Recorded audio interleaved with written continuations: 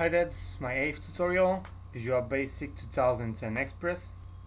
Today I'm gonna show you how we use logic operators, and it will be more about if statements.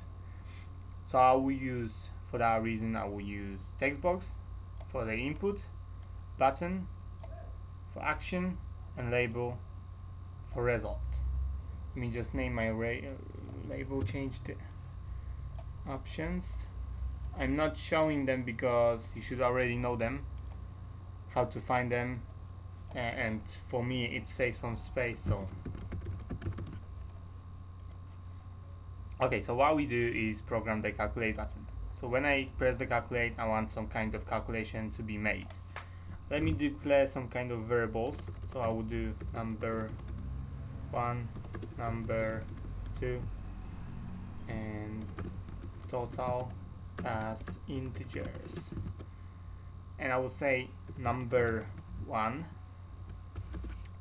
is equal to text box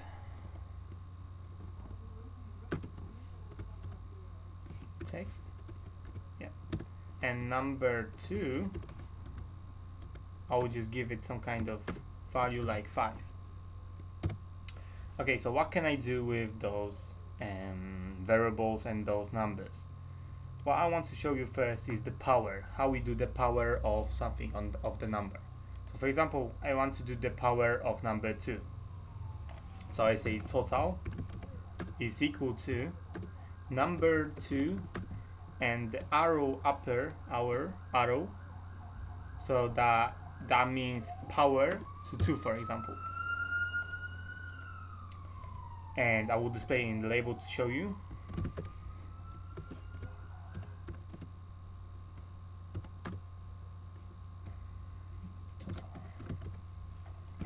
So when I run this, I will forgot number 1, yeah. So number 1, I will input some kind of value, let's say 10, and to the power of 2 it will be 100. And why is that? Because the power of 2 means 10 times 10. If I change it to power of 3, that will be 1000.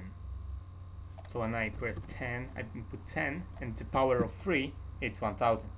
And why is that? Because 10 times 10 times 10 is 1000.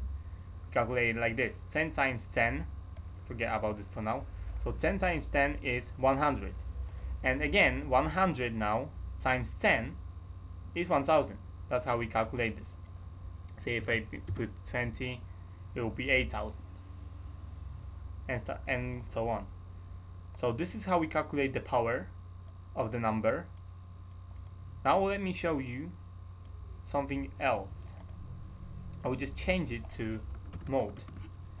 And what the mode does is, so when I input the number 10, so 10, the mode of 3, okay, so 10 mode will be 3, it will be 1. And why is that? Because 10 divided by 3 is 3, and the remainder is 1.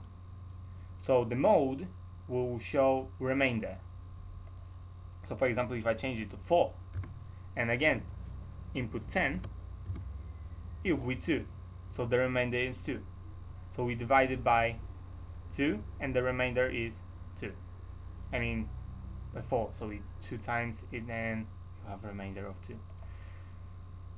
So that's how it works, the mode. Now let me show you the if statement. The if statement that we will use will be about the operation AND and operation OR. So those are, I want to move on now. Okay, so I have number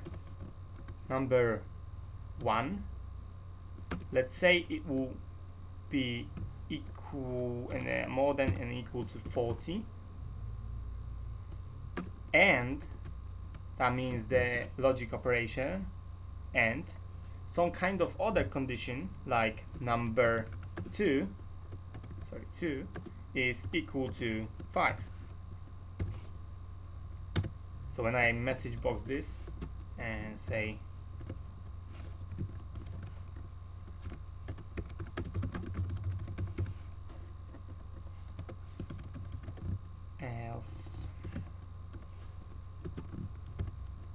will be saying it is not correct. Okay, so when I run this program and I input the value, let's say I will input 41 and I calculate this, it is correct. Why is that? Because both of those statements are correct. So let me now input other value like 30. It is not correct. And why is that? Because one of them is not correct, which in this case is this one. The number 1, which is input, it was equal to 30, but the condition states that the number 1 must be more or equal to 40. But my number is 30, so it means it is not correct. So the AND operation will only execute the code that where both or more, so it's 2 or more of them are correct.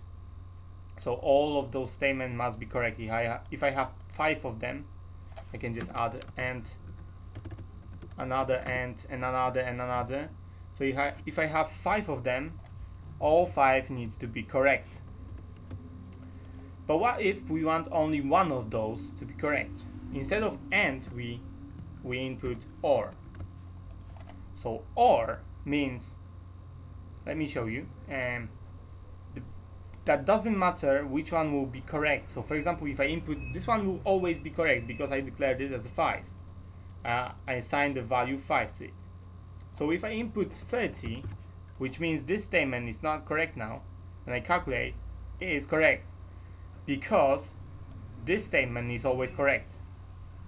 So if I change this to, for example, 6, sorry, I need to stop this. So 6, and this one will be less than 40. So let's say I will say now it's 30.